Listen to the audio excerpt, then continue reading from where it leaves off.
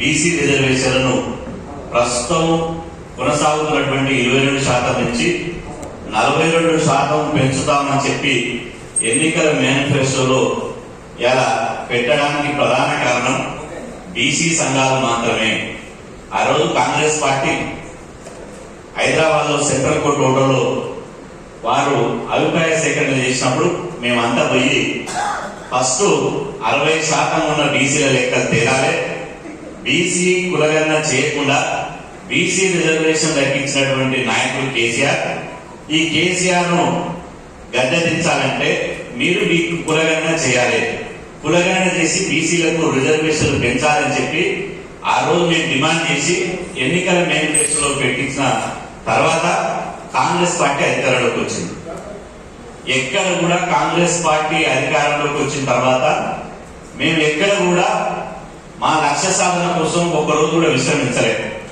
వచ్చిన నెల రోజుల్లోనే మా పని, మా లక్ష్యం ఏంటంటే తెలంగాణ రాష్ట్రంలో కులగణన చేయాలి. కులగణన చేయాలంటే ఏంది, ఒక్క ఇక్కడ కాంగ్రెస్ పార్టీ రాష్ట్ర నాయకత్వమే కాదు, దేశంలో ఉన్నటువంటి అగ్రనాయకత్వం రాహుల్ గాంధీ గారితో సహా దీనికి కట్టుబడి ఉండాలి అని చెప్పి ఆ రోజు మేమంతా ప్లాన్ చేస్తే తెలంగాణ ఎన్నికల ప్రచారానికి వచ్చినటువంటి రాహుల్ గాంధీ గారు వరంగల్లో స్పష్టంగా చెప్పాడు, తెలంగాణ రాష్ట్రంలో కాంగ్రెస్ పార్టీ అధికారంలోకి వచ్చిన 6 నెలల్లోనే మేము కులగణన చేస్తాం, కులగణన చేసిన తర్వాత కులగణన ఆధారిత రిజర్వేషన్లు పెంచుతాం, ఎంత శాతం వస్తుంత పెంచుతాం అని చెప్పి రాహుల్ గాంధీ గారు స్పష్టంగా వరంగల్లో చెప్పడం జరిగింది. ఈరోజు వరంగల్లో చెప్పిన తర్వాత ఇలా కాంగ్రెస్ పార్టీ అధికారంలోకి వచ్చింది. కాంగ్రెస్ పార్టీ అధికారంలోకి వచ్చిన తర్వాత మేము ఢిల్లీకి పోయి వెంటనే రాహుల్ గాంధీ గారిని సంక్రాంతి పండుగ రోజు ఢిల్లీలో రాహుల్ గాంధీ గారిని కలవడం జరిగింది. కలిసి ఒకటే విషయం చెప్పినాం, సార్ మీరు మాకు మాట ఇచ్చారు, మాట ఇచ్చిన ప్రకారం కాంగ్రెస్ పార్టీని ఇలా మేము అధికారంలో తీసుకొచ్చాం. ఇలా కాంగ్రెస్ పార్టీ అధికారంలోకి రావడానికి ఎన్ని శక్తులు పనిచేసే మాకు తెలియదు, కానీ మా బీసీ శక్తి మాత్రం కేసీఆర్ గారు ఉమ్మడి ఆంధ్రప్రదేశ్ లో కొనసాగుతున్నటువంటి స్థానిక సంస్థల 34% రిజర్వేషన్ తగ్గించి బీసీలను రాజకీయంగా అణిచివేసి ఒక సర్పంచ్ కానీ, ఒక ఎంపీడీసీ కానీ, ఒక జెడ్పీడీసీ కానీ మమ్మల్ని అడుగడుగున అన్యాయం చేసిండ్రు. కాబట్టి కేసీఆర్ గారిని ఇంటికి పంపించడానికి మీరు ఎన్నికల మేనిఫెస్టోలో పెట్టిన విధంగా రిజర్వేషన్ అనే ఒక ప్రధాన కారణంతో కాంగ్రెస్ పార్టీకి సపోర్ట్ చేసి తెలంగాణలో అధికారంలో రావడానికి బీసీలే ప్రధాన కారణం. 60% మంది బీసీలు తలుచుకుంటేనే కేసీఆర్ ప్రతిపక్షంలో ఉన్నాడు, కాంగ్రెస్ అధికార పక్షంలోకి వచ్చిండు. కాబట్టి మీరు తక్షణమే తెలంగాణ రాష్ట్రంలో మీరు కులగణన ప్రారంభించండి అని చెప్పి రాహుల్ గాంధీ గారికి మేము స్పష్టంగా చెప్పడం జరిగింది. రాహుల్ గాంధీ గారు వెంటనే వాస్తవమే మీరు అన్నది, మేము తక్షణమే రేవంత్ రెడ్డి సీఎం గారితో మాట్లాడి కులగణనకు చర్యలు చేపట్టామని ఆదేశిస్తామని చెప్పడం జరిగింది. మేము ఢిల్లీలో ఫ్లైట్ ఎక్కినాం. హైదరాబాద్ కు వచ్చిన తర్వాత వెంటనే రేవంత్ రెడ్డి గారు ఇవాళ సెక్రటరీ సచివాలయంలో వారు సమీక్ష చేసి ఇవాళ త్వరలోనే తెలంగాణలో కులగణన నిర్వహిస్తామని చెప్పి ప్రకటించడం జరిగింది. వచ్చిన నెల రోజుల తర్వాత ఆ తర్వాత వారు చెప్పిన విధంగానే మళ్ళీ ఒక 15-20 రోజుల్లో క్యాబినెట్ సమావేశం జరిగింది. ఆ క్యాబినెట్ లో కులగణన మీద రాహుల్ గాంధీ గారు చెప్పిన విధంగా కులగణన మీద క్యాబినెట్ తీర్మానం కూడా తెలంగాణ ప్రభుత్వం చేయడం జరిగింది. ఇది 2 నెలల సమయం పట్టింది. కులగణన ఒక క్యాబినెట్ సమావేశంతో సరిపోదు, క్యాబినెట్ సమావేశంతో పాటు అసెంబ్లీలో తీర్మానం చేయాలని చెప్పి మేము డిమాండ్ చేయడం జరిగింది.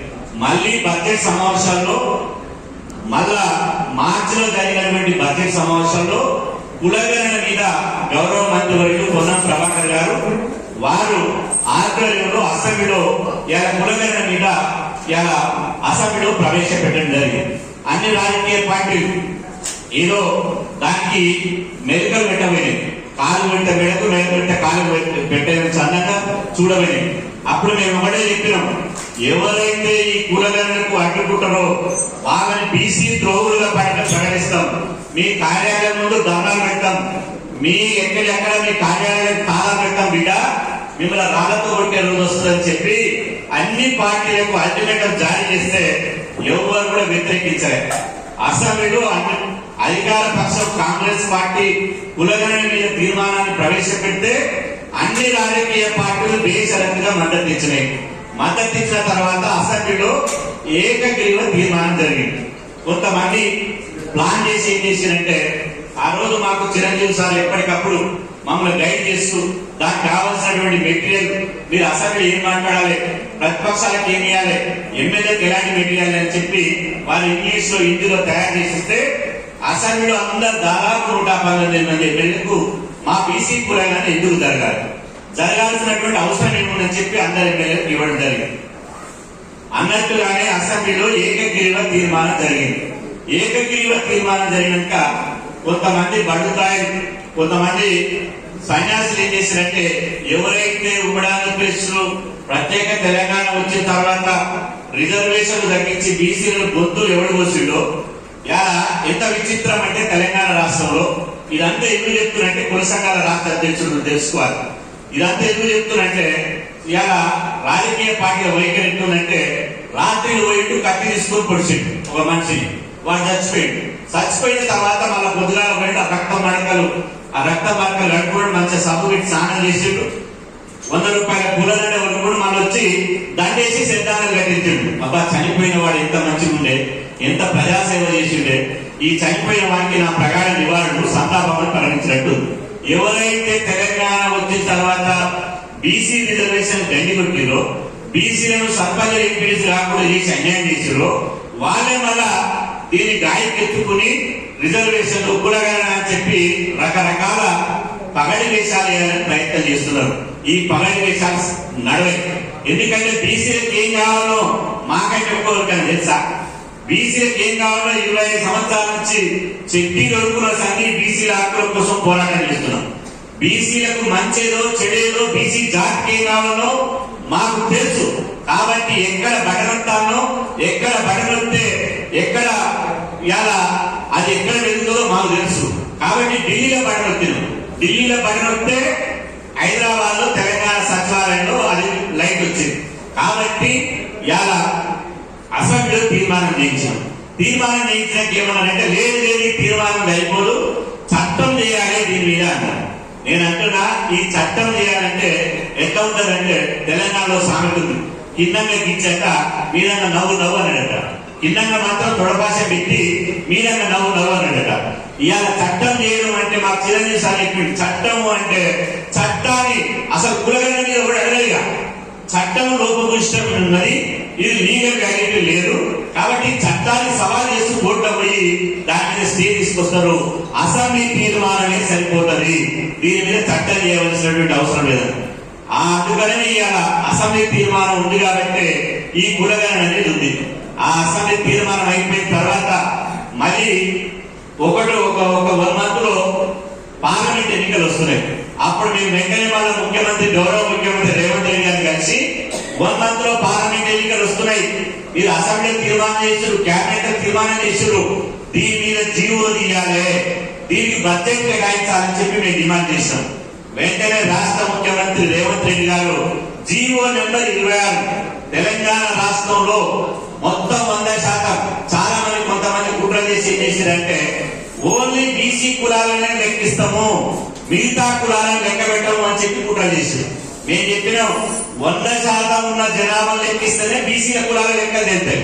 100 మంది లేకుండా మమ్మల్ని లెక్కిస్తే కుదరదు, ఇది అసంబద్ధమైనది, అశాస్త్రీయమైనది, కాబట్టి అట్లా ఒప్పుకోమని చెప్తే జీవో నెంబర్ 26, ఈ జీవో ఫోన్లో ఉన్నది, ఈ జీవో నెంబర్ 26 తీసి 151 బడ్జెట్ అలా కేటాయించి జీవో నెంబర్ 26 తీసింది. ఇక జీవో తీసినాక అయిపోయింది కదా, అసెంబ్లీ తీర్మానం అయిపోయింది, క్యాబినెట్ తీర్మానం అయిపోయింది, జీవో వెళ్ళింది, బడ్జెట్ కేటాయించింది. ఇక మిగిలింది ప్రారంభించడమే, ఈ కులగణన ప్రారంభించడమే.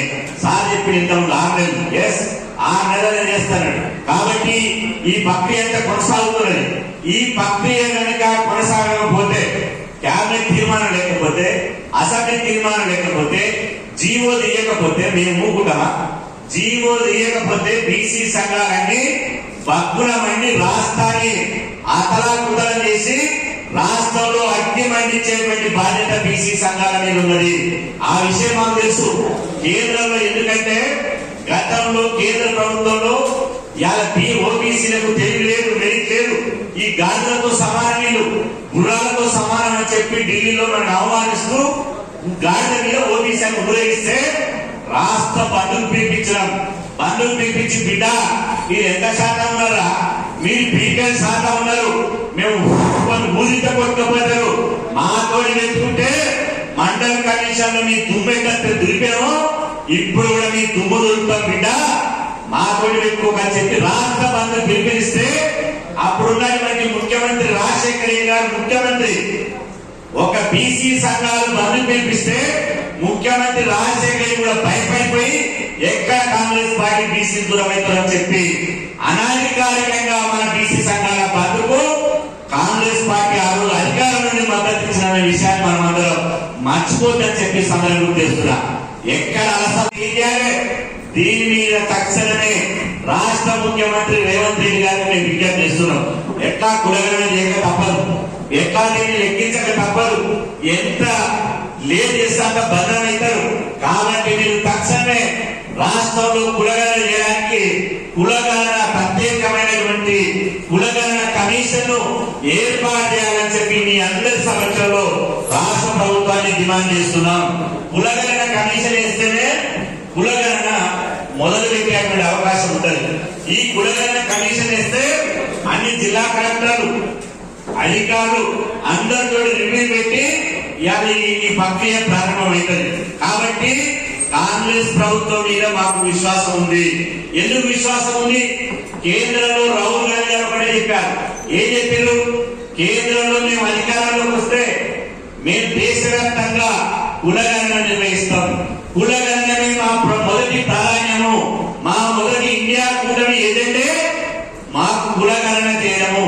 కులగణన చేసి ఎవరి జనాభా ఎంత ఉందో ఎవరి లెక్కల ప్రకారం వాళ్ళకు వాటా ఇస్తామని చెప్పి ఇండియా కూటమి హామీ ఇచ్చింది. కాబట్టి పార్లమెంట్ ఎన్నికల్లో ఢిల్లీ కోట మీద ఈ దేశంలో 70 కోట్ల మంది ప్రజల కోసం ఢిల్లీ కోట మీద ఇండియా కూటమి ఉండాలని చెప్పి మేము మద్దతు ఇచ్చినాం. కాబట్టి ఇవాళ జూన్ 4 నాడు అందరి జాతకాలు బయటపడతాయి. 4వ తారీఖు నాడు జ్యోతిషం అవసరం లేదు. 4వ తారీఖు నాడు పొద్దుగాల 10 గంటలకు టీవీ ముందర కూర్చుంటే ఢిల్లీలో ఓడుంటాడు, గల్లీలో ఓడుంటాడు, ఆ జాతకాలన్నీ బయటపడతాయి. ఒకవేళ ఢిల్లీలో ఇండియా కూటమి కనుక వచ్చిందనుకో దేశవ్యాప్తంగా కులగణన మొదలైతుంది. ఇక్కడ జూన్ 5వ తేదీ నుంచి రాష్ట్రంలో ఇక్కడ కులగణన మొదలైతే ఇక మన కులాల జనాభా లెక్కలు వస్తే మన వాటా మనకు వస్తుంది అని చెప్పి సమయం గుర్తు చేస్తున్నా. ఒకవేళ జూన్ 4న ఇండియా కూటమి అధికారంలోకి వచ్చిందనుకో ఆయన నరేంద్ర మోడీ బరాబర్ చెప్పిండు, నేను కులాల లెక్క దిగా, కులాల లెక్క తీసి దేశ సమగ్రత దెబ్బతింటది. ఈ కులగణన అయ్యేవాడు ఇది విదేశీ శక్తుల కుట్ర, దీని వెంట విదేశీ శక్తులు ఉన్నాయి కులగణన అయ్యేది అన్నాడు. కాబట్టి నరేంద్ర మోడీ వస్తే అల్లి సున్నకు సున్నా ఒక కులాల లెక్క తీయడు, ప్రత్యేక మంత్రిత్వ శాఖ పెట్టాడు, బడ్జెట్ పెట్టాడు. మేనిఫెస్టోలో పెట్టింది కాబట్టి మనం అడుగుతున్నాం. ఈ రోజు ఇలా కొంతమంది ఏం చేస్తున్నారంటే దీన్ని అస్థిరపరచాలి, ఈ కులగణన ఎట్లా చేసి రేవంత్ రెడ్డిని రెచ్చగొట్టాలి, కాంగ్రెస్ ప్రభుత్వం రెచ్చగొట్టాలి, గిల్లి కజ్జాలు పెట్టుకోవాలి, ఏమంటారు గిల్లి కజ్జాలు పెట్టుకోవాలి, ఎవడన్నా మనతో పంచాలు పెట్టుకోవాలని ఏం చేస్తాం? గిల్లని ఆడుకుంటాడా? వాడు కైలు వేస్తాడు, వాడు కైలు లేవాలని వీడు కైలు వేస్తాడు. అది ఈ కులగణన అనే అంశం తెర మీద నుంచి పడిపోవాలి. ఇవాళ కాంగ్రెస్ ప్రభుత్వాన్ని బదనం చేయాలని కొంత కుట్ర చేస్తుంది. నేను అంటున్నా, ఒకవేళ నీకు ఆ శ్రమ అవసరం లేదు, ఇచ్చిన మాట ప్రకారం 6 నెలలు ఎన్నికల కోడ్ వచ్చింది కాబట్టి 2 నెలలు దీనికే పోయింది. ఎన్నికల కోడ్ వచ్చింది కాబట్టి ఇవాళ జూన్ 4 తర్వాత కులగణన కమిషన్ ఏర్పాటు చేసి ఈ కులాల లెక్కలు ప్రారంభించకపోతే యుద్ధం చేయడంలో ముందు వరుసలో మేమే ఉంటామని చెప్పి సంగ్రహం గుర్తు చేస్తున్నా. మాకు కొత్త కాదు, బీసీ సంఘాలకు ఉద్యమాలు కొత్త కాదు, ధర్నాలు కొత్త కాదు, రాష్ట్ర బంధువులు కొత్త కాదు, అదేవిధంగా గెరావులు కొత్త కాదు. మాకు వెన్నెతో పెట్టిన విద్య, ఆ వెన్నెతో పెట్టిన విద్య కాబట్టి ఖచ్చితంగా పోరాడే శక్తి మాలో ఉంది. కాబట్టి మనం బరాబర్ గెర్ర గీసి కొట్లాడతామని చెప్పి సాధన గుర్తు చేస్తున్నా. మంచి ఉంటే తెలంగాణలో సామెత ఉంది, నమస్తే అన్న అంటే నమస్తే అన్న అంటాం. ఏమైనా బామ్మది అంటే ఏమైనా బామ్మది అంటే ఇంకోటి ఏమన్నా అంటాడా? నేను ఆయన బామ్మది అంటాడు అనుకో, ఆయన అన్న అన్న అంటాడా? నేను బామ్మది అంటే వాడు బామ్మది అంటాడు. కాబట్టి ఇవన్నీ తెలంగాణలో రెండుతో విద్య. మీ కులాల లెక్కలు, మీ పంచాయతీ ఎన్నికలు నిర్వహిస్తాం, స్థానిక సంస్థల ఎన్నికలు నిర్వహిస్తాం, మీ బీసీ రిజర్వేషన్ వేస్తాం అయితే మేము ఊపుకుంటావా? ఊపుకునే మనుషులమేనా? ఊపుకునే మౌనంగా ఉండేటువంటి సంఘాలేనా? కాబట్టి బరాబర్ గెర్ర గీసి కొట్లాడతామని చెప్పి సంఘం గుర్తు చేస్తున్నారు. అందుకోసం జూన్ 4 దాకా కాంగ్రెస్ పార్టీ చేస్తారనే విశ్వాసం ఉంది. 5వ తేదీ నాడు చూస్తాం.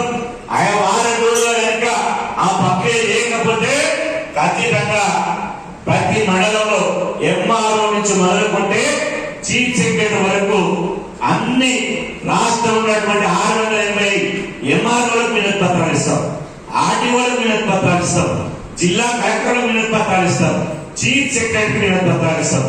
అప్పుడు వినలేదనుకో వెంటనే పూలే అంబేద్కర్ విగ్రహాల ముందు నిలబడి ప్లేకార్డు పట్టుకొని కులగణన నిర్వహించండి, బీసీ రిజర్వేషన్లు పెంచండి అని చెప్పి మళ్ళొక ప్రదర్శన నిర్వహిస్తాం. అప్పుడు కూడా దానికి రాలేదనుకో అన్ని కలెక్టరేట్ల ముందు ధర్నాలు పెడతాం. అప్పుడు కూడా దిగిరాకపోతే మిలియన్ మార్చ్ తరాల లోపల ఎట్లయితే జరిగిందో తెలంగాణ ఉద్యమంలో ఎట్లయితే ఇవాళ జరిగినాయో చెలో హైదరాబాద్ పిలిపించి లక్షల మంది హైదరాబాద్ ని దిగ్బంధిస్తామని చెప్పి సందర్భంగా తెలియజేస్తున్నాం. అందుకోసం ప్రభుత్వానికి అవకాశం ఇవ్వాలి, చేసేటువంటి వాళ్ళకి అవకాశం ఇవ్వాలి. లేకపోతే ఏమనుకుంటారంటే ప్రభుత్వం ఉన్నోళ్ళు అరే నేను చేసినాక ఇద్దరే చేయకున్నాక ఇద్దరే.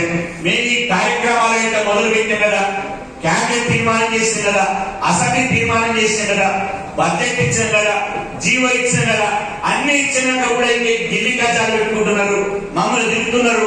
మనమోడి మాట్లాడితే బయట ఓడిపోతారు, మనమోడి మాట్లాడితే బయట ఓడి చేస్తారు, ఎవరు తగ్గట్టు వాళ్ళు రాసుకుంటారు. కాబట్టి ఒకే మాట ఒకే మాట. ఎవడన్నా బీసీ సంఘం అంటే వాళ్ళంతా ముసుగుతారు.